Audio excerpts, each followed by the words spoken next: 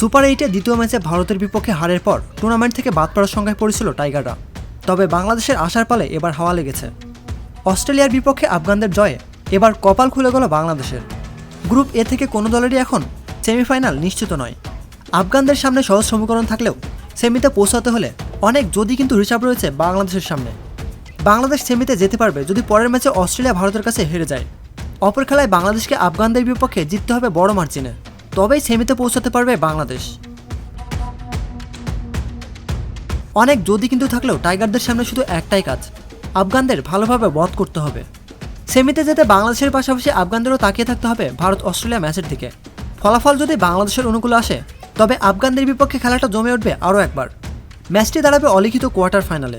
আসার কথা হচ্ছে আফগানদের বিপক্ষে আইসিসি ইভেন্টে কখনো হারেনি লাল সবুজের দল। বাংলাদেশ অন্ততপক্ষে আফগানদের হারিয়ে জয় নিয়ে দেশে ফিরতে চাইবে।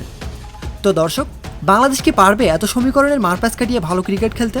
কমেন্ট করে জানিয়ে দিন আপনার মূল্যবান মতামত। এতক্ষণ আমাদের সাথে থাকার জন্য ধন্যবাদ।